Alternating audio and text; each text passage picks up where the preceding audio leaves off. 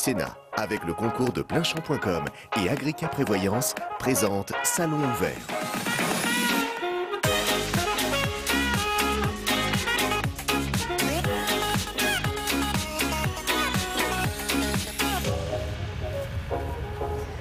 Bonjour à tous, bienvenue sur Public Sénat, ravi de vous retrouver pour cette nouvelle édition, toujours au cœur du Salon international de l'agriculture. Vous le savez, Public Sénat se mobilise pour vous faire vivre cet événement.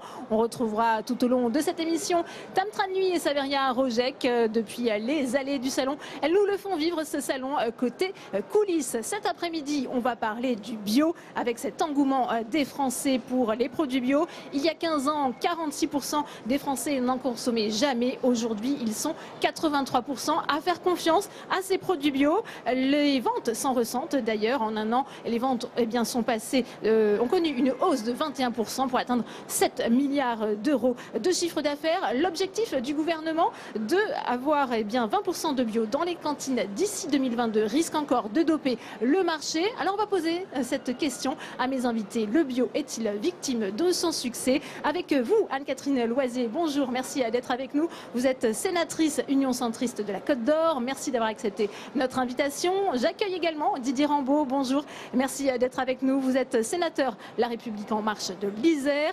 Sur ce plateau également, Jean-Michel Péard. Bonjour. Bienvenue à vous. Cofondateur d'Invitation à la ferme, producteur de lait bio à la ferme Péard. C'est en Loire-Atlantique, si je ne me trompe pas. Également sur ce plateau, Gaëtan Delermite. Bonjour. Merci d'être avec nous. Vous êtes le président de Compass Group, c'est un leader dans la restauration collective. Sur ce plateau également, Olivier Allemand, vous êtes spécialiste agriculture et territoire pour Public Sénat. Et j'accueille enfin Florent Gull, vous êtes le directeur de l'agence bio. Avant d'entrer un peu plus dans le détail sur le bio est-il victime de son succès, on va tout simplement voir les chiffres du bio avec Flora Sauvage et Nelson Guetten. La France est le 3e producteur bio mondial, avec un chiffre d'affaires en croissance à plus de 8 milliards d'euros. L'Hexagone se situe derrière les États-Unis et l'Allemagne, mais devant la Chine et le Canada. Mais avec 6,5% de la surface agricole utile dédiée au bio, contre 8% en moyenne en Europe, la marge de progression est importante. Car la demande est forte et le succès croissant des produits bio pourrait entraîner une hausse des importations si les agriculteurs n'augmentent pas plus vite leur surface et leur rendement. L'an dernier, plus de la moitié des fruits, des boissons et des produits d'épicerie bio consommés en France ont été importés. En revanche, la France est autosuffisante dans le vin et les œufs bio. En 2017, plus de 36 000 agriculteurs étaient engagés dans l'agriculture biologique, soit une hausse de 13,6%. Mais pour répondre à la demande des consommateurs, encore faut-il que l'offre soit multipliée. La politique d'aide publique n'est pas toujours à la hauteur des enjeux. L'augmentation du crédit d'impôt de 1 000 à 3 500 euros sur les frais engagés dans cette filière semble insuffisante face à la suppression de l'aide au maintien des agriculteurs biologiques. Anne-Catherine Loisier, est-ce que cet engouement des Français pour le bio, est-ce que vous le ressentez dans les territoires, dans votre département ? Oh oui, je pense qu'on peut le vérifier au quotidien. Nos consommateurs, nos concitoyens aujourd'hui sont très sensibles en fait aux valeurs qui sont portées par le bio, le respect de la nature, la proximité. On en parlait tout à l'heure aussi, le contact avec des producteurs. Donc c'est une tendance. Je pense que le concept bio aujourd'hui, il est tout à fait moderne. Il correspond aux exigences de notre société. Oui. Même sentiment, Didier Rambaud, dans votre département de l'Isère par exemple? Je partage tout à fait. Je pense qu'aujourd'hui le citoyen consommateur veut manger autrement et puis aussi il y a une prise de conscience au sein de la profession agricole de produire autrement, de se désengager aussi progressivement. Mais là je sens qu'on peut déraper sur un autre sujet, se désengager de la question des pesticides. Donc c'est indéniable qu'on est devant, je crois, un fait de société nouveau. Comment vous l'expliquez, Florent Gull, cet engouement des Français justement pour l'agriculture biologique et les produits bio ?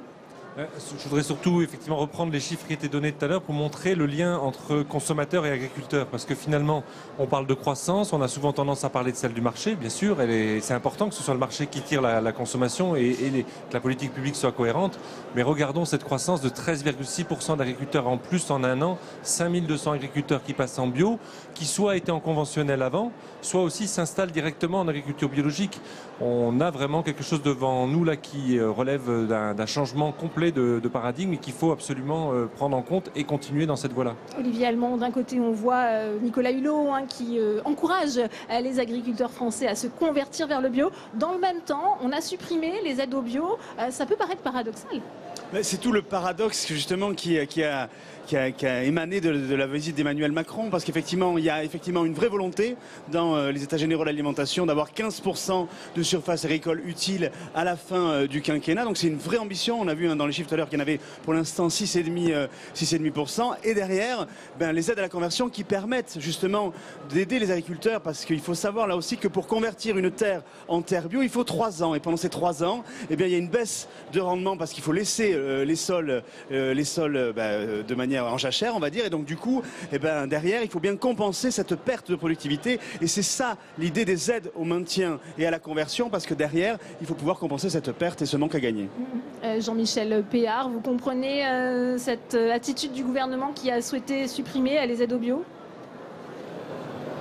Sur les aides, il en reste quand même, faut pas décourager tous les paysans qui sont en conventionnel et qui voudraient nous rejoindre. Il en reste, c'est les aides surtout au maintien effectivement qui posent un problème. Donc on devrait encourager au contraire ce mode d'agriculture qui permet de protéger l'environnement, d'améliorer aussi notre santé et puis aussi d'aller dans le sens de la qualité. Alors ça va peut-être évoluer. Florent, il en sait peut-être un peu plus que nous. Je voudrais vous faire réagir aussi, Gaëtan Delermite, à cet objectif affiché par le gouvernement d'avoir 20% de produits bio dans les cantines d'ici à 2022. Est-ce que la restauration collective que vous représentez sur ce plateau y est prête? Nous y sommes prêts. Je crois que plus qu'un engouement, vous parlez d'engouement, ça pourrait laisser supposer qu'on a un effet de mode. Je crois que ce n'est pas une mode, c'est une révolution lente qui nous emmène vers une ambition collective qui est celle de la filière, vers plus de bio et au-delà du bio, plus d'agriculture raisonnée. Nous nous y préparons, nous sommes partie prenante de cette filière, acteurs engagés. Et notre objectif, c'est de participer à notre échelle, avec humilité, à cette petite révolution. Donc oui, on a un certain nombre d'établissements scolaires dans lesquels nous sommes déjà à 20% de bio. Et nous continuerons à travailler avec la filière pour que ça soit de plus en plus possible. Il ne suffit pas de le souhaiter, il faut le rendre possible, parce que ça soit possible pour l'ensemble de nos activités et du marché en France. Aujourd'hui, ce n'est pas encore le cas. On va y venir dans un instant, mais on va retrouver Saveria Rojek, puisqu'elle était ce matin avec Brune Poirson, la secrétaire d'État, auprès de Nicolas Hulot. Elle va vous expliquer justement la position du gouvernement sur les bio. On l'écoute. Bonjour Brune Poirson, merci de répondre à nos questions. Le chef de l'État, Emmanuel Macron, est venu samedi sur le salon, il est resté 12 heures. Il devait faire des annonces sur la filière bio. Finalement, ça n'a pas été fait. Pourquoi? Est-ce que les arbitrages n'ont pas encore été rendus? Vous savez, le président de la République, pendant la campagne, il a été très clair sur cette question-là. La filière bio est une priorité pour l'ensemble du gouvernement. Et l'objectif, à terme, c'est d'avoir 15% en France de la surface agricole qui soit en bio. Une des raisons principales, c'est que les consommateurs français ont une très forte demande pour de l'agriculture biologique. Et aujourd'hui, on importe beaucoup de produits bio en France. Eh bien, il faut changer ça, parce que le bio peut être une source de croissance, et aussi de prospérité pour les agriculteurs français. Bien sûr, il faudra les accompagner. Voilà, des annonces vont être faites dans les jours qui viennent, c'est ça que vous nous dites ? Je ne suis pas en train de vous dire ça. Et ce que je vous dis en tout cas, c'est que nous et l'ensemble des membres du gouvernement, et par exemple moi aussi, nous passons beaucoup de temps ici aujourd'hui à comprendre les priorités des agriculteurs, à comprendre aussi comment mieux les accompagner. Il s'agit de travailler en partenariat, ensemble, pour développer la filière biologique. Le chef de l'État parle de construire le nouveau visage agricole de la France. C'est également ce message que vous êtes venu délivrer ici. C'est quoi ce nouveau visage de la France agricole ? Là, le monde agricole vit et doit vivre une transition qui est très importante. C'est-à-dire passer du stade d'exploitation agricole productiviste à une agriculture qui soit plus respectueuse de l'environnement et qui colle aussi mieux aux attentes des consommateurs. Et ça, c'est une véritable transition qu'il faut faire. On l'a vu par exemple avec les discussions sur le glyphosate, qui sont parfois épineuses, qui sont compliquées. Mais je crois qu'il y a une vraie prise de conscience dans le monde agricole que ce changement-là est nécessaire. Et nous sommes aux côtés des agriculteurs pour les y accompagner. Justement, sur le glyphosate, Nicolas Hulot a annoncé dimanche que des exceptions seraient finalement faites. C'était nécessaire de lâcher un peu de laisse sur cette question ? La question n'est pas de lâcher du lest ou pas. La question, elle est d'arriver pragmatiquement à sortir peu à peu du glyphosate. Ça ne se fait pas du jour au lendemain. C'est pour cette raison-là que le président de la République a dit que ça se ferait en 3 ans.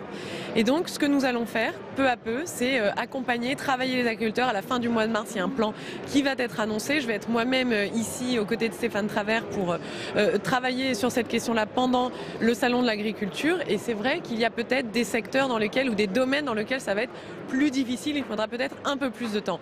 Mais ce qui compte encore une fois, c'est le mouvement, c'est la dynamique pour sortir d'une exploitation, d'une utilisation déraisonnée des pesticides et des produits phytosanitaires. Très rapidement, Brune Poisson, vous êtes là, vous allez passer la journée ici, vous revenez je crois jeudi. En revanche, Nicolas Hulot, lui, n'est pas là, il ne vient pas. Vous pensez pas que c'est un mauvais signal envoyé de ne pas venir ? Vous savez, Nicolas Hulot, c'est quelqu'un qui a des convictions, pour qui les questions agricoles et les questions de transition écologique dans le monde agricole sont absolument essentielles. Il travaille avec le monde agricole, il dialogue avec les parties prenantes du monde. Mais il ne vient pas. Depuis des semaines. Et là, au ministère, il a reçu déjà beaucoup de monde. Il s'est exprimé dans le journal du dimanche et il va continuer à le faire. Très bien, mais il ne vient pas néanmoins au salon. Il ne sera pas là en ce moment, mais il reçoit beaucoup d'agriculteurs. Très bien, je vous remercie beaucoup. Merci d'avoir répondu à nos questions. Merci. Merci à vous, Saveria. Vous vouliez réagir, Florent Gull? Oui, je voulais revenir un petit peu sur la question aussi des importations, parce que vous l'avez cité dans vos chiffres, Bruno Poisson en reparle.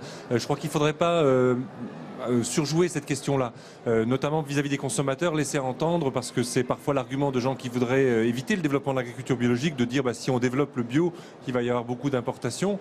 Aujourd'hui, on nous dit qu'il y a une balance commerciale qui est déficitaire, certes, mais avant tout parce qu'on n'a pas beaucoup d'exportations en bio. On exporte quasiment que du vin bio, ce qui est une qualité de produit qu'on connaît et qui s'exporte très bien. Et je ne pense pas que l'agriculture biologique française ait vocation à prendre des parts de marché à l'international de façon très importante. Ce n'est pas l'objectif. Ça, c'est le premier élément. Et deuxième élément, il y a beaucoup de filières françaises aujourd'hui en bio qui sont 100% françaises quasiment dans la consommation. C'est le cas, on va en parler tout à l'heure, du lait et des produits laitiers, où on doit avoir 97% de produits français. C'est le cas également de la viande, où en dehors du porc, on est à pratiquement 100%. Les œufs, vous l'avez dit tout à l'heure dans votre reportage, 100%. Enfin voilà, il faut se dire qu'aujourd'hui, l'importation, c'est principalement 2 choses. Des choses qu'on ne fabrique pas près de chez nous, donc des produits lointains, du sucre, du chocolat, des fruits exotiques. Et puis deuxièmement, un vrai beau sujet qui est la consommation de fruits et de légumes hors saison. Donc ça, c'est quelque chose qu'il faut qu'on prenne à bras-le-corps, qui fait partie de tout ce qui motive beaucoup d'acteurs aujourd'hui. Revenons à la saisonnalité, à des produits proches de chez nous, et on réduira assez automatiquement la part d'importation. Anne-Catherine Loisier, c'est un vrai sujet effectivement, cette question des importations. On voit bien que si on veut satisfaire la demande intérieure, eh bien, il faudrait 60 000 agriculteurs bio dans les 6 ans. Oui, je crois que chacun est bien conscient aujourd'hui de l'enjeu pour le gouvernement d'accompagner non seulement la conversion, mais aussi l'installation. Moi, j'observe qu'il y a beaucoup aujourd'hui de nouveaux paysans, de jeunes ou de moins jeunes, mais qui ont envie de s'installer, qui ont envie de le faire en bio. Donc, c'est une méthode sans cela, où je le disais tout à l'heure, que c'est moderne. C'est qu'aujourd'hui, un certain nombre de gens viennent à l'agriculture parce qu'ils vont faire du bio. L'enjeu, à mon sens, c'est quand même de développer en parallèle à la fois la consommation, bien sûr, en France, et les exploitations bio et les exploitations de proximité. Parce que ce qu'il ne faut pas oublier, c'est que derrière le concept du bio, il y a ce concept d'approche de coût global environnemental et donc ce qu'on avait évoqué au Sénat, d'ancrage territorial de l'alimentation avec donc des produits de proximité. Donc ce qu'il faut demain pour qu'on ait du bio dans nos cantines scolaires, il faut aussi qu'il y ait des producteurs bio dans une large diversité sur l'ensemble des produits à proximité. Il faut effectivement cette coexistence à la fois des produits bio et des produits bien issus des circuits courts, Didier Rambaud. Oui, pour confirmer ce qui vient d'être dit par ma collègue, je crois qu'il y a aussi un chiffre qu'il faut retenir, c'est que d'ici 2020, 40% des actuels agriculteurs seront à la retraite. Donc je pense qu'on a un immense défi devant nous et je pense qu'il est beaucoup plus facile aujourd'hui à un jeune agriculteur de s'installer et de produire bio plutôt que de demander à un agriculteur qui depuis des années est tenu par ses cycles habituels de devoir se convertir. J'aurais voulu, si vous me permettez, aussi revenir sur la question des aides au bio parce que je voulais quand même repréciser le sujet. Il y a 2 types d'aides dans le bio. Il y a l'aide à la conversion. Voilà, et effectivement, que je sache, elles sont maintenues. Et il y a l'aide au maintien où effectivement elles sont remises en cause. Mais je veux dire, depuis des années, dans le monde agricole. J'entends dire que les agriculteurs ne veulent plus vivre de primes ou d'aides, mais plutôt de prix. Et je crois qu'effectivement, et je constate, me semble-t-il, on a sur le plateau un agriculteur dans le bio, les prix sont meilleurs. Je crois que vous arrivez à obtenir finalement de meilleurs prix en bio de par la proximité du marché, les circuits courts, que par rapport aux circuits conventionnels. Donc je crois que c'est là-dessus qu'il faut axer, à mon avis, c'est aider effectivement à cette conversion. Et la question de l'aide au maintien, à mon avis, elle ne sera plus posée si on obtient des prix corrects. Jean-Michel Péard, vous confirmez ce que vient de dire Didier Rambaud? C'est difficile de prévenir l'avenir. Aujourd'hui, ces aides au maintien, elles permettent quand même d'assurer une certaine attractivité vis-à-vis du conventionnel pour les fermes qui ont envie, parce qu'il ne faut pas se voiler la face. Moi, je vais parler pour la partie laitière. Il y a une partie des fermes qui passent de conventionnel en bio parce que économiquement, en ce moment, sur la partie conventionnelle, c'est très très compliqué. Donc attention non plus de ne pas enlever l'aide au maintien et puis de se retrouver dans des cas de figure où finalement ce petit plus qui peut faire que demain des fermes restent en bio ou décident de passer en bio finissent par ne pas le faire. Alors on va continuer ce débat en plateau, mais on va voir bien que le bio est très présent sur ce salon. C'est un reportage d'Héloïse Grégoire avec Quentin Calmé. Cette petite étiquette est de plus en plus présente au salon de l'agriculture. Au fur et à mesure des éditions, le label AB fleurit au sein des stands et représente désormais 5 à 8% des exposants. Isabelle vient porte de Versailles depuis 15 ans. Cette productrice de fromage est la seule dans l'Hexagone à produire une mimolette bio. Une manière pour elle de répondre à une demande pressante des visiteurs. Aujourd'hui, il y a un engouement extrêmement important sur le bio. Les gens ont envie de bien manger.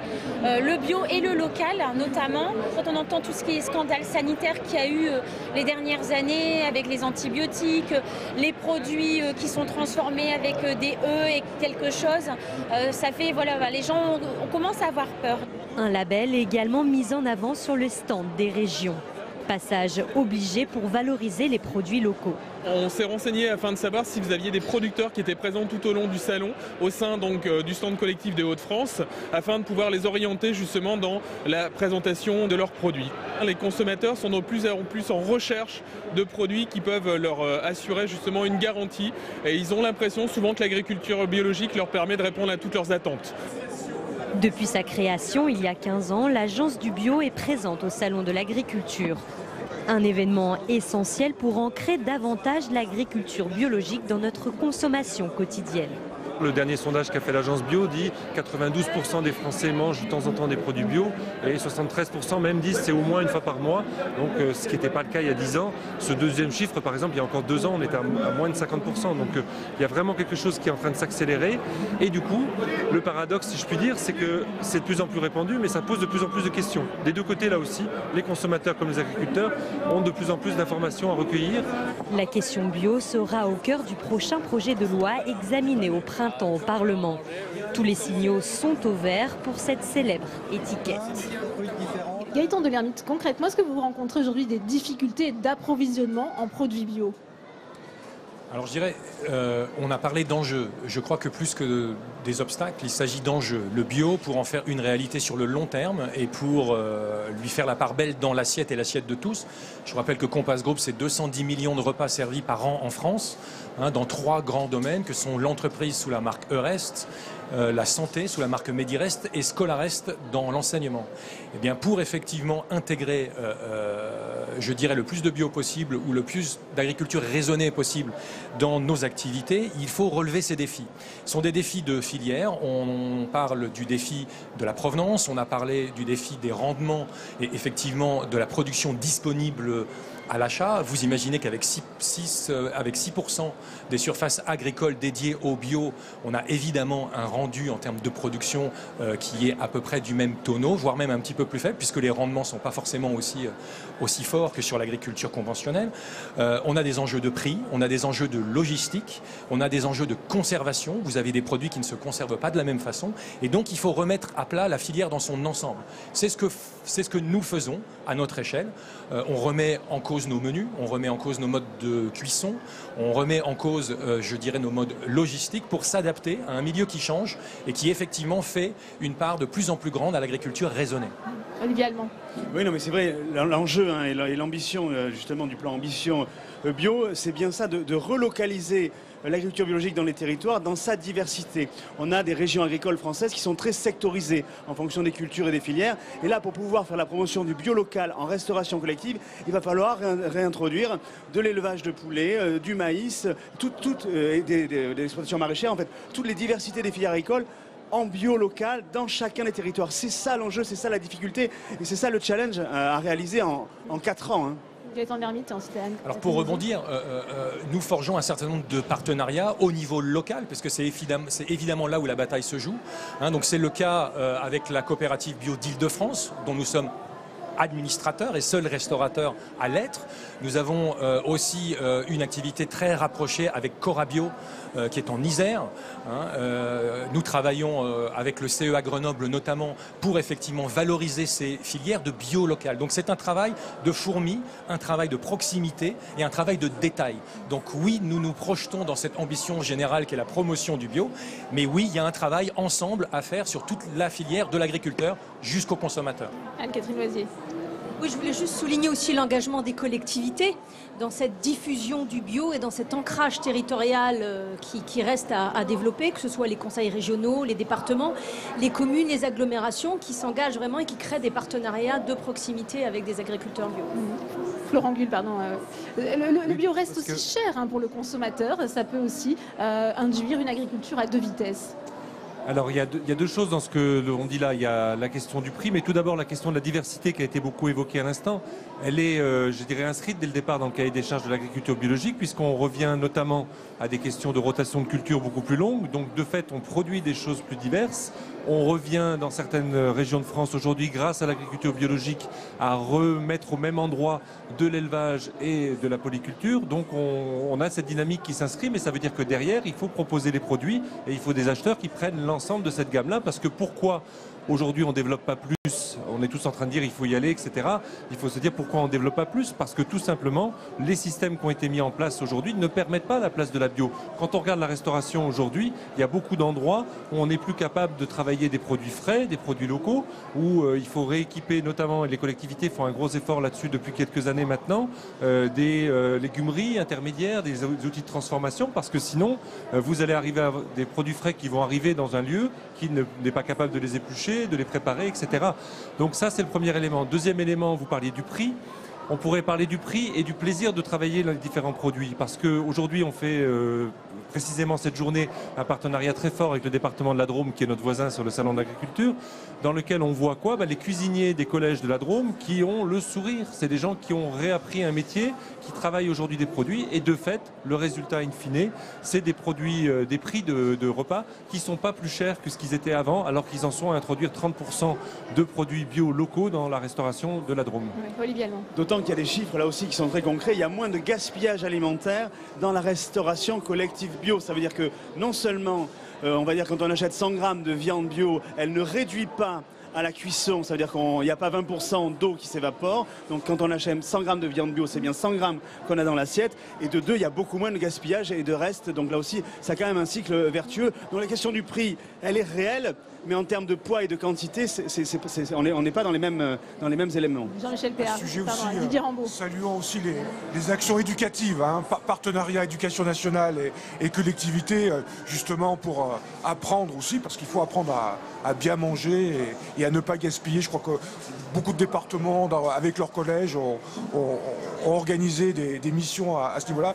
Parmi les initiatives prises aussi, je voulais saluer en complément de ce qui a été dit tout à l'heure, la création aussi de points de vente. Voilà aussi des actions que concrètement que les élus locaux peuvent mettre en avant pour permettre après effectivement aux agriculteurs de se regrouper et de vendre dans le cadre de circuits courts. Jean-Michel Péard. Oui, faut aussi, une des composantes de l'agriculture biologique, c'est à un moment donné de prendre en compte son territoire, son environnement, pour essayer, tout en le respectant, de sortir des produits de meilleure qualité. Et donc, effectivement, il faut faire preuve de pragmatisme. Moi, je représente un réseau de producteurs laitiers. C'est vrai qu'à Marseille, on n'aura pas beaucoup de vaches. Donc, effectivement, en fonction des territoires, en fonction des spécificités, on pourra relocaliser certaines productions. Et puis, il y a d'autres endroits qui seront moins appropriés pour le faire. Mais bien évidemment, pour moi, c'est le modèle qu'on est en train, que ça fait quelques années, qui est en train de mettre en place au niveau de l'agriculture bio, qui est de la relocaliser. On voit bien que les consommateurs, c'est ce qu'ils demandent. La récente étude de l'agence bio, 85% des consommateurs veulent du bio local. Donc à nous, politiques, citoyens, agriculteurs, de tout mettre en œuvre pour arriver à offrir aux générations futures ce monde avec une relocalisation de notre agriculture. On va continuer de débattre de ce sujet en plateau, mais on va voir tout de suite Saveria Rojek, puisqu'elle a pu interroger Xavier Bertrand, c'est le président de la région Hauts-de-France. Bonjour Xavier Bertrand. Bonjour. Merci de répondre à nos questions. Quel message êtes-vous venu délivrer aujourd'hui aux agriculteurs? Le monde agricole est en colère, le monde agricole est en détresse. Que peut faire le politique? C'est aussi un message que je viens passer aux visiteurs du salon. Soyez les ambassadeurs de l'agriculture, soyez les ambassadeurs des paysans. Parce que bien souvent, dans les médias, on parle de l'agriculture quand il y a des crises ou au moment du salon de l'agriculture. À ce salon, on vient, on y prend du plaisir, on vient découvrir des spécialités, on vient voir les animaux, on vient discuter. Mais personne ne peut se rendre compte de ce qu'est la vie des paysans, comme de nos pêcheurs. Et l'idée, c'est de dire, soyez les ambassadeurs. Si l'on veut des produits de qualité, aujourd'hui et demain, il faut se battre.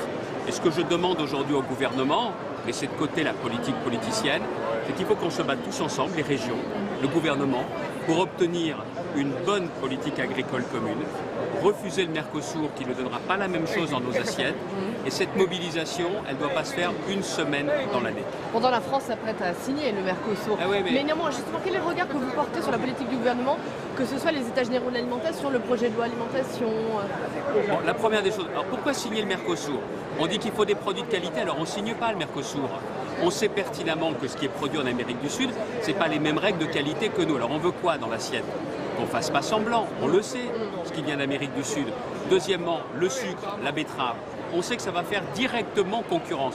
Le vrai problème, c'est que dans les négociations internationales, normalement, l'alimentation, la santé, ça devrait être en haut des priorités. Et au fil des discussions, ça vient en bas des priorités, comme si tout le monde s'en foutait de l'agriculture.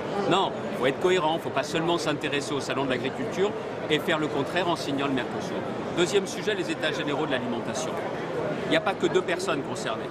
Parce qu'on est en train de dire, si vous voulez que les producteurs, que les paysans vivent, il faut payer plus cher. D'accord. Mais est-ce qu'on est sûr que ça ira dans la poche des paysans? Est-ce qu'on en est sûr? Et là, aujourd'hui, on parle de 2 personnes, le consommateur, la ménagère, et le producteur, le paysan. Mais entre les deux, là, il y a qui? Il y a combien de personnes? Il y a combien d'intermédiaires? Et quand vous mettez plus d'argent, vous êtes plus sûr que ça va dans la poche des intermédiaires que dans la poche du paysan. Donc, encore une fois, toutes les déclarations d'intention, moi aussi, j'ai fait des discours comme tout le monde, il n'y a que les actes. À la région, j'essaye vraiment d'aider mes paysans, comme mes pêcheurs, mais je sais qu'ils attendent une chose, c'est moins de blabla et plus de résultats. Et c'est le message que je veux passer à ceux aussi qui viennent au salon. Défendez-les. Je crois que ce message est passé. Merci beaucoup. Merci à vous. Merci. Merci Saveria. Alors qu'on voit le stand de la Drôme, on en parlait, ce département qui est le premier département bio de France. Gaëtan Delermite, on parlait de cette question du prix. Est-ce que vous arrivez à maintenir un prix bas pour les consommateurs, pour vos clients, tout en introduisant une dose toujours croissante de produits bio ? Alors oui, je crois que l'enjeu du prix, il faut effectivement le considérer comme une équation globale. On a parlé du gaspillage, je crois qu'effectivement, en réduisant le gaspillage, nous pouvons financer une partie effectivement du surcoût relatif du bio. Entre parenthèses, c'est un surcoût que je ne considère pas comme je dirais, éternel. C'est peut-être un surcoût passager, le temps que le bio, effectivement, prenne sa place légitime au sein de l'écosystème français. Mais 2 exemples où, effectivement, nous avons, je dirais, financé une partie du surcoût. Le premier, et ça fait écho à ce que disait Xavier Bertrand, nous avons revu en profondeur notre système de logistique, plutôt que d'acheter à des grossistes et donc à des intermédiaires, ce qui crée, je dirais, un nombre de marges qui s'empilent et qui donc viennent appauvrir potentiellement l'agriculteur et gonfler le prix artificiellement pour nous. On s'adresse directement aux agriculteurs et on met à leur disposition une logistique qui nous permet d'aller chercher et de les produire chez eux. Donc, par exemple, pour les fruits et légumes, on travaille en 2 saisons, une de 7 sur l'hiver, une de 5 sur l'été, et on négocie à l'avance les volumes, la qualité. En contrepartie, on s'engage sur des revenus fixes et lisibles pour les agriculteurs. Ça, c'est un premier exemple. Un deuxième exemple, c'est dans les maisons de retraite. On s'est aperçu qu'à force d'appauvrir l'alimentation, il fallait des apports médicamenteux très significatifs pour effectivement compenser, je dirais, l'apport nutritif qui ne venait plus de l'alimentation. Quand vous rebasculez sur des produits bio, sur des produits locaux, sur des produits de qualité, vous enrichissez, je dirais, le manger au quotidien, hein, et donc vous venez réduire la facture des compléments alimentaires médicamenteux. Ça, c'est effectivement un impact financier important, direct, qui vient financer, je dirais, le surcoût relatif que peuvent représenter ces produits. Donc ce sont des exemples concrets. Florent Gull, qui dit produit bio, dit forcément qualité. On sait aussi que l'image des produits bio a pu être écornée par certaines études. On se souvient de celle de 60 millions de consommateurs sur, par exemple, les saumons d'élevage bio qui étaient plus contaminés que les saumons d'élevage conventionnels. Oui, je dirais il y a 2 choses. Pour revenir juste sur les aspects de prix d'abord, on a effectivement un certain nombre de collectivités qui ont montré qu'il y avait un coût d'entrée, comme disait mon voisin tout à l'heure, de façon importante, mais que par contre, quand on avait passé un certain seuil, souvent les prix étaient moins élevés. Et toujours sur les prix à domicile, puisque ça aussi c'est des questions qui sont beaucoup posées et qui sont un frein à l'augmentation de la consommation de produits bio. Ben là aussi, il faudra que les mesures, on parlait tout à l'heure des questions des aides à la conversion, au maintien, de plus en plus d'acteurs aujourd'hui disent qu'il faut trouver une solution finalement pour aider les agriculteurs d'un côté, mais ne pas réserver surtout la consommation de produits bio à des gens qui en auraient les moyens. Ça serait un modèle de société catastrophique, il faut sortir de ça. Après, sur les situations de produits bio qui ont pu faire débat, etc., ben, tant mieux, je dirais qu'il y ait débat. Aujourd'hui, vous preniez l'exemple des saumons présentés par 60 millions de consommateurs l'année dernière. Qu'est-ce que ça a montré? Ben, que l'agriculture biologique n'est pas sous cloche, que comme toutes les agricultures, elle est dans un environnement, et qu'à un moment donné, un saumon élevé en bio qui a été nourri plus longtemps, qui a été nourri avec de la pêche durable, donc des poissons qui viennent de l'océan, ben, qu'est-ce qu'on récupère en bout de chaîne alimentaire? Toute la pollution qu'on a accumulée depuis des années dans l'océan. Donc oui, effectivement, pendant des années, on aura encore des produits bio qui ne seront pas exempts d'une pollution environnementale, mais ça veut dire aussi, et d'ailleurs certains consommateurs consomment bio pour cette raison, qu'on travaille aussi pour les générations futures quand on change de modèle agricole. Anne-Catherine Loisier, cette démocratisation du bio, est-ce que ça peut avoir un impact justement sur la qualité des produits ? Je pense que les deux sont liés et que plus on ira effectivement vers un développement, une diffusion des produits bio, plus on arrivera à des coûts et à un équilibre. Et c'est véritablement l'enjeu de société qui est le nôtre aujourd'hui. Et c'est pour ça que j'espère fortement que le gouvernement sera toujours aux côtés des agriculteurs bio. Moi, j'observe dans ma région un certain nombre d'agriculteurs qui sont passés dans le bio et une fois qu'ils y sont, ils développent de nouveaux produits, ils innovent, ils ont besoin d'être accompagnés parce qu'on voit qu'on est vraiment dans un phénomène qui est à ses débuts et qui a besoin d'accompagnement et de présence des pouvoirs publics. Est-ce qu'il y a une pression sur le cahier des charges, Jean-Michel Péard? Est-ce qu'on vous en demande toujours plus et justement ça pourrait se faire au détriment de la qualité? On s'en donne, on s'en fixe toujours plus parce que le bio, au-delà du cahier des charges, c'est aussi un état d'esprit. C'est qu'aujourd'hui, on n'est pas obnubilé par le cahier des charges, bien au-delà. On se pose des questions, par exemple, sur notre consommation énergétique.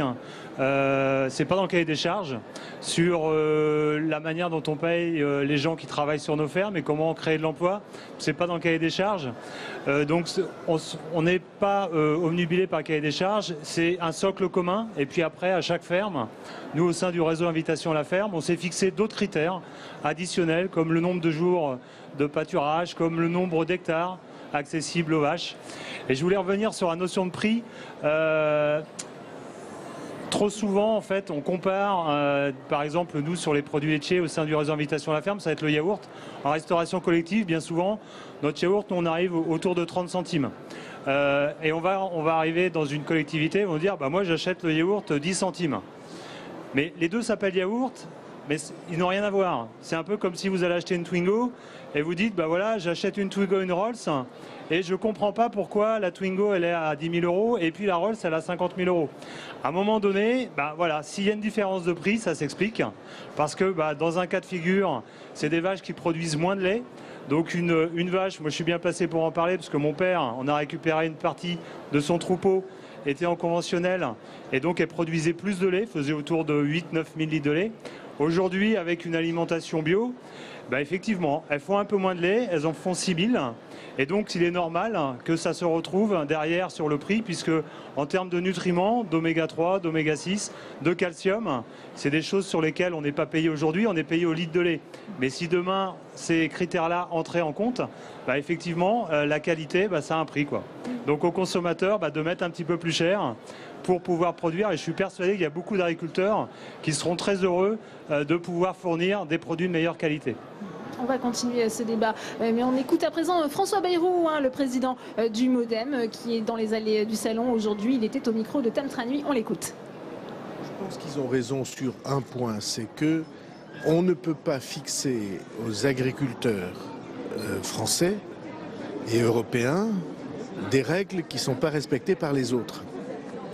Je pense aux OGM, vous savez qu'une grande partie de l'élevage du Mercosur, son alimentation est faite avec des OGM. Et avec ce sont des cultures menées avec du glyphosate. Donc tout ça, c'est évidemment une préoccupation. Dès l'instant que les règles sont respectées par tout le monde, il n'y a pas de problème. Mais le respect de ces règles est évidemment un souci, une préoccupation que les agriculteurs ont, que nous avons avec eux et que je suis sûr le gouvernement aura. Didier Rambaud, on entendait à l'instant François Bayrou sur le glyphosate. C'est un mouvement aussi qui doit accompagner les agriculteurs qui souhaitent se convertir vers le bio. Oui, c'est quelque chose d'irréversible, vers lequel il faut aller. Bon, je crois que là, le gouvernement français a montré quand même par rapport à ses partenaires européens une détermination forte. On n'est pas reparti pour un cycle de 10 ans. Ça a été affiché à 5 ans au niveau européen et ramené à 3 ans. Bon, alors après, il peut y avoir effectivement le débat de l'exception. Bon, je reconnais que là-dessus, je suis peut-être plus prudent. À partir du moment où on laisse dire qu'il y aura des exceptions, on peut ouvrir une porte. Donc, bon, là-dessus, je serais peut-être un peu plus, à titre personnel, rigoureux. Votre réaction sur le glyphosate? On sait qu'Emmanuel Macron a dit 3 ans, l'Europe dit 5 ans. Ça a suscité pas mal de chahut lorsque Emmanuel Macron est venu samedi. Oui, moi je pense, si vous permettez, que l'exigence sanitaire qu'on a sur le glyphosate, il faut l'avoir sur tous les produits, et que le paradoxe et la difficulté à laquelle sont confrontés aujourd'hui les agriculteurs, qu'ils soient bio ou conventionnels, c'est que d'un côté on leur demande, on a mis le curseur haut en matière d'exigence sanitaire pour le respect du consommateur, pour le bien-être du consommateur, et que dans le même temps, on autorise des produits qui n'ont pas ce même niveau d'exigence sanitaire. Donc je pense que là, on ne peut pas avoir ce double langage par rapport à la fois à nos agriculteurs, à nos producteurs et à nos consommateurs. Là-dessus, il faut qu'on soit clair, et je pense que la France a un message à porter. Le président de la République a un message fort à porter au niveau européen et peut-être même au niveau mondial de l'OMC. On sait qu'aujourd'hui, l'OMC se cherche. Il y a de nouvelles règles à mettre sur la table qui sont celles du nouveau monde dans lequel nous sommes, qui sont celles de l'environnement et des exigences sanitaires. Gaëtan Delermite, est-ce qu'aujourd'hui, on trouve tous les produits bio en France dont vous avez besoin dans la restauration collective ? En termes de diversité et de variété, oui. Alors, sauf effectivement, monsieur y faisait référence tout à l'heure, il y a un certain nombre de produits réputés exotiques ou autres dont on ne peut pas être producteur. Je vous parlerai des avocats, je vous parlerai des ananas, des pamplemousses, etc., etc. Donc ça, effectivement, je dirais, outre les latitudes géographiques, on trouve la plupart des produits bio en France. La difficulté, c'est plutôt la quantité. La diversité, elle existe, et nous, quelque part, en tant que prestataires de restauration, nous sommes porteurs de cette diversité, de cette richesse qu'est la variété et la diversité de nos produits, mais c'est la quantité qui nous fait défaut. Donc du coup, nous considérons plutôt l'agriculture raisonnée dans son ensemble, dont l'agriculture bio fait partie, mais nous nous appuyons aussi sur d'autres démarches comme les labels, comme les origines contrôlées, comme le MSC pour la pêche par exemple, etc., etc., pour venir compléter le dispositif. Nous ne sommes pas des ayatollahs du bio, si vous me passez l'expression, mais je crois que nous essayons d'utiliser un système très riche pour les qualités complémentaires qu'il nous offre. Florent Gull, on sait que pour avoir le label bio, il faut à peu près 2 ans ou 3 ans. Ça va poser problème à un moment en termes d'approvisionnement. Oui, mais je crois que c'est compris par tout le monde et en particulier par les consommateurs. On a vu par exemple au cours de l'année 2017, sur au moins les 3/4 de l'année, on avait beaucoup de mal à trouver du lait et des produits laitiers bio dans les magasins.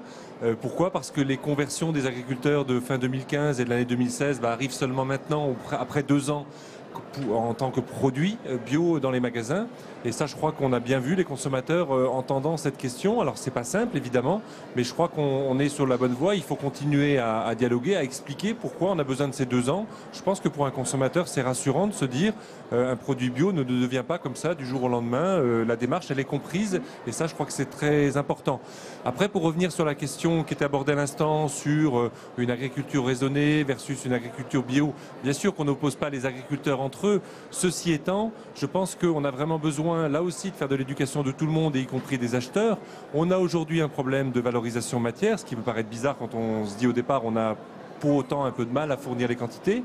On a aujourd'hui des producteurs de viande bio qui disent ben voilà, la restauration collective, elle me prend une partie de mes animaux abattus et elle ne me prend pas le reste. Qu'est-ce que je fais du reste de l'animal? Il y a aujourd'hui des difficultés de valoriser l'ensemble de la production en bio, et là du coup on a un vrai problème économique. Donc il faut vraiment impliquer les acteurs en disant à un moment donné, quand on achète une production auprès d'un producteur bio, eh ben on fait un contrat ensemble qui est à la fois un contrat long, ça on est tous d'accord sur le fait que la contractualisation c'est important qu'elle aille loin, mais un contrat le plus complet possible aussi pour pouvoir dire ben, je ne prends pas juste le produit qui m'intéresse et puis le reste vous vous débrouillez avec. Il faut vraiment que ça devienne du partenariat, j'allais dire gagnant-gagnant, entre le producteur, les opérateurs intermédiaires dont on entendait tout à l'heure que c'était tous des gens qui servent à rien. Ben non, c'est très important, il y a des transformateurs, il y a toute une logistique qui existe, et puis in fine le consommateur. On va retrouver Saveria Rojek, puisqu'on parlait de la dimension aussi pédagogique d'éducation des enfants aux produits bio. Saveria a rencontré un boulanger qui fait des ateliers pour les enfants à base de farine bio. C'est à vous. Bonjour Denis Faté, merci de répondre à nos questions. Vous êtes boulanger et à l'occasion de ce salon de l'agriculture, vous proposez des pains biologiques, des pains bio à partir de farine bio. Alors je crois que vous avez une tourte de meule et un pain bio au petit épeautre, hein, c'est bien ça? C'est bien ça, effectivement. Voilà, nous proposons ce produit qui est très très moelleux, voilà, fabriqué donc à base de levain. Donc un levain naturel et une farine effectivement d'épeautre. Tout le monde ne connaît pas forcément cela, mais c'est très goûteux, donc les gens peuvent découvrir ce produit. Ah d'accord, c'est un goût qui est un peu fort ou Oui, c'est assez typé, d'une part par ce levain, mais aussi par le caractère de la farine. C'est une farine qui est bise, on peut le voir là sur le produit fini, donc on n'a pas une couleur très très blanche, on a un caractère légèrement marron, et donc ça donne justement une typicité au produit. Pourquoi avoir fait le choix justement de travailler avec des farines bio et de proposer aux consommateurs justement des pains bio, des tourtes bio? En fait, c'est dans la norme des choses sur ce type de céréales. Voilà, l'épeautre est une céréale ancienne, par conséquent, je pense que le fait d'aller sur un caractère bio, le fait d'aller sur un travail un petit peu rustique, un look un petit peu rustique, voilà, c'est en phase, je dirais. Et alors Denis, je crois aussi, c'est ça qui est très intéressant sur ce stand, je crois que vous proposez également des ateliers pour les enfants, pour les tout petits, et vous leur faites justement pétrir du pain, vous leur montrez à partir de ces farines bio ce qu'on peut justement cuisiner, fabriquer. Effectivement, on assure la relève du métier, ni plus ni moins. Voilà, il y a un atelier enfant avec Cécile, ma collègue, et donc vous pouvez voir que les enfants sont en train de manipuler la pâte que nous avons pétrie au préalable. Donc voilà, il y a une petite animation, ça consiste à faire un tour du fournil, découvrir un petit peu les appareils, découvrir les ingrédients présents dans cette fabrication, et puis ensuite la manipulation. À l'issue de cette manipulation, ces enfants pourront cuire leurs produits et repartir avec en fin de journée. Alors les enfants, c'est comment de faire du pain soi-même? C'est rigolo parce que moi je mange du pain mais je sais pas comment ils font. C'est trop bien et c'est trop collant. C'est trop bien et c'est trop collant car les mains, la pâte elle se colle sur les mains. D'accord, très bien. Bon, ben, on va vous laisser les enfants finir de fabriquer ce pain. Merci encore Denis, merci de nous avoir présenté tout ce que vous proposez ici sur ce stand. Merci. Merci à vous Saveria. Jean-Michel Péard, c'est important cette dimension pédagogique, on le disait, cette éducation au goût, à la qualité des aliments. C'est ce que vous faites aussi avec votre réseau Invitation à la ferme? On essaye, ouais. Après, il y a des gens qui savent le faire encore beaucoup mieux que nous. Effectivement, il y a les collectivités publiques. Hein. Il y a beaucoup de départements, de conseils régionaux qui organisent des animations. Il y a les GAB, les groupements agriculteurs biologiques, qui, dans chaque département, ont aussi la possibilité de faire des animations au sein des écoles. Et ça passe aussi par là, parce qu'au-delà du produit, c'est à un moment donné un éveil à un autre mode d'alimentation et reconnecter, on parle beaucoup de numérique, mais reconnecter aussi les enfants avec ce qu'ils mangent, ça vient d'où, comment c'est transformé, pour justement qu'ils aient sans doute un esprit un peu plus critique sur leur alimentation. Et on voit qu'aujourd'hui le bio fait... Enfin, je vois que certains grands groupes d'agroalimentaire sont très intéressés désormais par l'agriculture biologique, donc tant mieux, ça va ouvrir de nouvelles perspectives. Mais attention aussi à la manière dont on transforme la matière première et ce qu'on en fait, parce que c'est pas parce que c'est bio que le produit final sera forcément sain. Ouais, Florent Gull. Oui, on voyait aussi dans ce reportage, bien sûr, la question du boulanger et de la boulangerie en général. Je voudrais dire deux choses par rapport à ça. D'une part, dans l'enquête que l'on a menée à l'agence bio qu'on vient de publier, on voit que les Français nous disent on consommerait davantage de produits bio s'il y en avait chez l'artisan commerçant près de chez nous. Alors on sait que c'est une vraie difficulté, que beaucoup de commerces de proximité ont fermé dans des villes moyennes et des petites villes récemment, depuis des années. Mais justement, voyons ça aussi d'un côté positif, c'est si on redéveloppe cette agriculture et cette alimentation bio, ça peut aussi s'accompagner sur une autre forme de commerce plus proche, de la vente directe certes, mais aussi le commerce de proximité. Ils sont quand même plus de 65% à nous dire moi j'aimerais avoir des viandes bio ou de la charcuterie bio chez le boucher charcutier près de chez moi.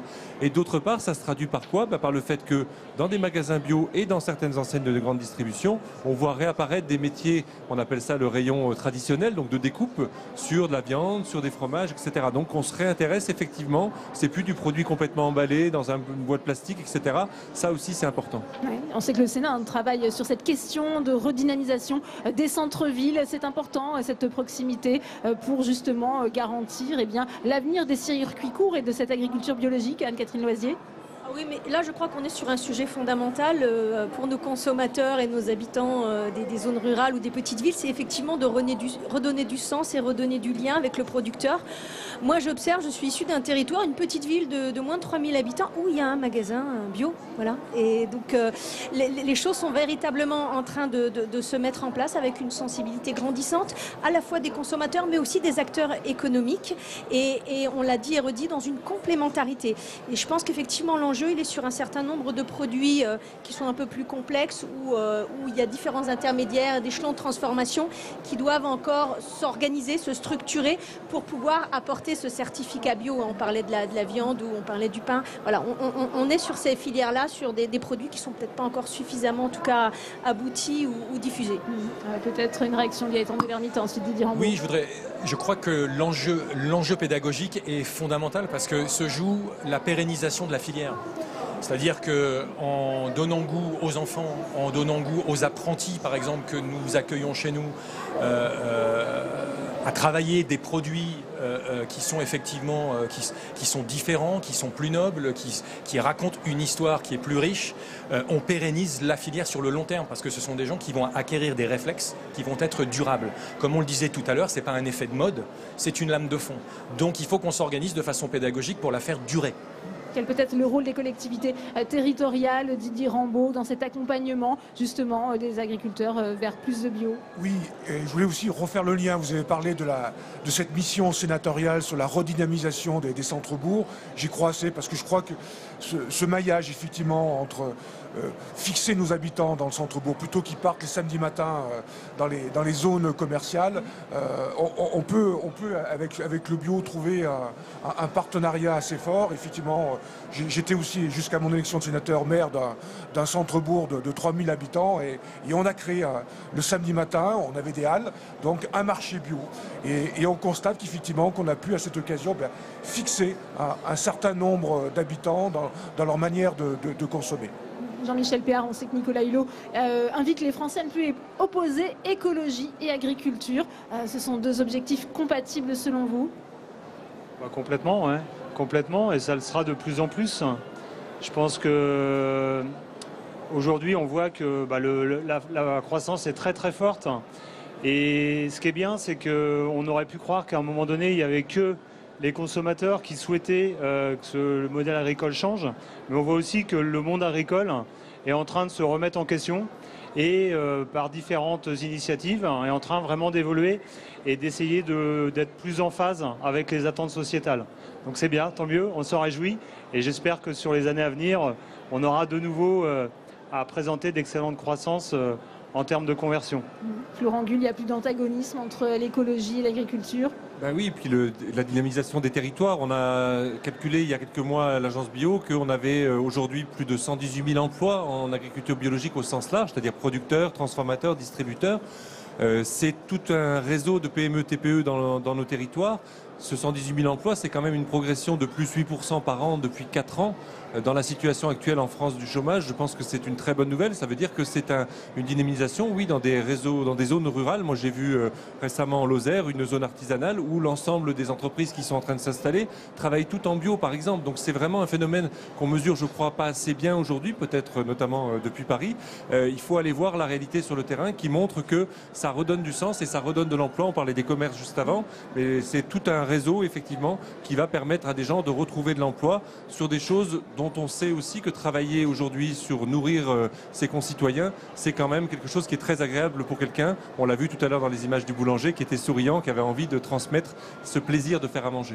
Avant de conclure ce débat, on va retrouver Tam Tran Nui, puisque le salon c'est aussi le rendez-vous incontournable des politiques. Vous avez rencontré Florian Philippot, président du mouvement des Patriotes, on l'écoute. Un immense message de soutien, parce que l'élevage français, l'agriculture française est menacée par un nouvel accord de libre-échange avec l'Amérique du Sud, l'accord entre l'Union européenne et le Mercosur, qui va voir débarquer ici des centaines de milliers de tonnes de bœuf brésiliens avariés ou aux hormones de basse qualité, des OGM. Ça va mettre sur le tapis 30 000 exploitations en France, d'après les calculs qui ont été faits. Ça va mettre dans nos assiettes des produits dangereux. Ça va en plus déforester la forêt amazonienne là-bas, ça on ne le dit jamais. Donc vraiment, il n'y a que des perdants, sauf quelques-uns qui vont faire beaucoup d'argent sur notre dos et notre santé. Et on se bat et on dit attention parce que Macron et le gouvernement ne comprennent pas ce qui se passe parce que ce n'est pas eux qui négocient, c'est l'Union européenne qui négocie. Donc nous devons retrouver notre indépendance agricole, alimentaire, notre indépendance tout court par le Frexit. Emmanuel Macron justement a été interpellé au sujet de cet accord de libre-échange avec le Mercosur. Il dit qu'il n'y aura pas de baisse des standards de qualité. Il dit qu'il n'y aura pas de bœuf aux hormones sur le marché français. Qu'est-ce que vous en pensez? Je dis que Macron, évidemment, ment. Et Macron, de toute façon, moi je vous l'annonce, ne sait même pas ce qu'il y a dans cet accord. Macron est à peine tenu au courant de ce qu'il y a dans cet accord. Cet accord, il est négocié entre le Mercosur et les commissaires de la Commission européenne. Donc Macron est mis de côté. Je pense qu'il ne sait pas ce qu'il y a dans cet accord. Donc évidemment qu'il y aura du bœuf aux hormones brésilien, comme on fait déjà venir du bœuf aux hormones canadien avec l'accord CETA. Mais on ne peut pas continuer cette politique. On doit privilégier la proximité, la qualité française, la qualité de nos terroirs, les exploitations françaises. Et pour cela, il faut une politique agricole française, il faut des prix garantis et il faut qu'on aide, qu'on soutienne l'agriculture française et la qualité qui va avec. Nous, par exemple, aux Patriotes, on propose la détaxation du bio. Parce que nous estimons que la qualité ne doit pas être réservée aux plus riches, elle doit être partagée pour tout le monde. Didier Rambaud, votre réaction quand vous entendez Florian Philippot dire qu'Emmanuel Macron n'est pas en position de force du tout pour négocier ces accords, qu'il ne sait pas ce qu'il y a dedans? Monsieur Philippot, il ne sait pas de quoi il parle parce que d'abord cet accord il n'existe pas pour l'instant. Les négociations sont en cours. Les négociations sont en cours et le président de la République a fixé des lignes rouges, notamment sur la question des viandes aux hormones. Puis je dirais qu'aujourd'hui, les difficultés de la filière bovine ne viennent pas de l'accord Mercosur puisqu'il n'existe pas encore. Donc voilà, il faut relativiser. Et puis aussi, il faut avoir aussi un autre chiffre en tête, c'est que 70% de la consommation de viande bovine hors foyer et d'origine étrangère. Il y a déjà effectivement des importations de viande bovine de Jean-Michel Péard. Ça vous inquiète, vous, ces négociations autour du Mercosur? Je serais un peu du même avis que mon collègue. C'est-à-dire que pour l'instant, attendons déjà de voir, il y a une négociation, elle est ouverte. Attendons de voir un petit peu vers quelles en seront les conclusions. Et là, il sera toujours temps de pointer du doigt les possibles faiblesses. Mais bon, je pense que c'est un peu Monsieur Philippot est un peu le spécialiste de ce type de propos. Ouais. Anne-Catherine Loisier, vous faites confiance, vous, à Emmanuel Macron, pour peser dans les négociations? Vous lui faites confiance? Juste rebondir sur ce que j'ai dit tout à l'heure, c'est-à-dire je pense qu'il faut une cohérence sanitaire et un respect du consommateur français. Si on dit aux consommateurs français en France, eh bien il faut que nos agriculteurs produisent de telle et telle manière en respectant telle et telle norme parce que c'est bon pour votre société, il n'y a aucune raison que d'autres pays qui ne respectent pas ces normes de sécurité sanitaire rentrent et soient proposés aux consommateurs français. Donc soyons cohérents et allons jusqu'au bout de la démarche en matière de protection du consommateur français. Florent Gull? Oui, moi je crois que c'est aussi une bonne nouvelle de voir les Français se mobiliser sur ces questions-là. Ça fait longtemps d'ailleurs, hein, sur TAFTA, CETA, ça fait des mois et des mois qu'il y a des collectifs qui agissent, qu'on entend des choses sur les réseaux sociaux, etc. Pour moi, c'est la même démarche que tout ce qu'on aborde depuis le début de ce débat sur les Français se réintéressent à ce qu'ils mangent. Il faut aller jusqu'au bout, faire de la traçabilité des produits, il faut qu'on leur donne une information la plus précise possible. On va présenter après-demain les résultats d'un concours d'innovation qu'on fait tous les 2 ans sur, on appelle ça les trophées de l'excellence bio. J'ai été marqué moi par un projet dont je ne sais pas encore s'il sera le lauréat parce que je ne suis pas dans le jury directement, mais qui s'appelle le bocal connecté, qui permet aujourd'hui avec son téléphone portable de flasher un code barre et puis d'avoir comme information sur une soupe de légumes par exemple d'où viennent les 4 légumes qui sont à l'intérieur de cette soupe. Et bien cela, moi je pense que c'est l'avenir de l'agriculture et de l'alimentation française, de pouvoir dire aux gens, vous voulez savoir d'où viennent les choses, on va vous le dire et vous aurez l'information. Après, charge à vous en tant que consommateur de faire un choix en conscience. Si vous voulez acheter un produit dont vous savez qu'il a donné finalement de l'emploi dans votre territoire, qu'il a été fait près de chez vous, et bien vous avez la réponse et vous pouvez faire ce choix. Gaëtan Delermite, on a commencé ce débat avec cette question, le bio peut-il être victime de son succès? Vous diriez, pour conclure, que ce débat, que c'est au contraire peut-être une opportunité pour vous? Moi, je pense que c'est une grande opportunité. Je pense qu'il ne faut pas voir les obstacles, il faut voir les enjeux, il faut voir l'ambition. Pour reprendre les propos qui viennent d'être évoqués, il existe un certain nombre de contre-exemples. Quand on s'est assis, nous, il y a 3 ans, avec la mairie de Cannes, avec monsieur le maire, David Lisnard, pour effectivement avoir une ambition différente pour la restauration scolaire, effectivement, on a été pionnier et on est aujourd'hui à 15% de bio et à 15% de local, avec un producteur de fruits et légumes qui est à moins de 10 km du centre-ville. Donc c'est possible. Et je crois que effectivement, les politiques, les accords mondiaux, etc., peuvent être contournés par une action humaine de proximité forte. C'est ce que nous essayons de faire à notre échelle et c'est ce que nous réussissons. Je vous donnerai un autre exemple avec Orange, par exemple. Nous sommes aujourd'hui à 20% de bio, 30% de local et 10% de bleu blanc cœur. Ce sont des standards extrêmement forts pour le marché, mais il y a une ambition commune entre le client, donneur d'ordre, Orange, les convives, ses employés et nos équipes. Quand cette dimension-là est intégrée et qu'il y a une ambition collective forte, nous arrivons à construire de très belles histoires. Anne-Catherine Loisier, le bio, c'est une opportunité que les agriculteurs doivent saisir? Bien sûr, parce que le consommateur aujourd'hui, il veut consommer intelligemment, il veut comprendre ce qu'il mange, vous l'avez dit, savoir d'où ça vient. Et puis il s'intéresse de nouveau à l'aliment, à la manière dont il est produit. Donc le bio offre beaucoup de réponses aux consommateurs d'aujourd'hui. Et si le producteur bio peut établir ce contact et créer un lien de fidélité, je pense qu'il a tout à gagner. Jean-Michel Péard, un petit mot de conclusion. Aujourd'hui, les surfaces agricoles, c'est 6,5%. Du territoire, donc je pense que le succès, pour moi, on n'y est pas encore. Il y sera quand la majorité des terres agricoles seront en bio, donc il nous reste encore quelques années devant nous. Didier Rambaud, c'est vrai que c'est un autre sujet qu'on n'a pas eu le temps d'aborder, cet accès au foncier pour les agriculteurs qui souhaitent s'installer en bio. Oui, et puisqu'on est aussi dans les chiffres, on a un beau défi devant nous, puisque le bio, c'est aussi un déficit commercial de 1 milliard d'euros. Donc voilà, on a, je crois, une belle page à écrire devant nous. Eh bien, merci. Merci à tous les 5 d'être venus parler de ce sujet sur le plateau de Public Sénat, toujours au cœur du salon de l'agriculture. À 18h, votre programme, on va plus loin, présenté par Rebecca Fitoussi. Et puis on se retrouve demain, on va parler cette fois à partir de 11h30 du bien-être animal. Bonne suite des programmes.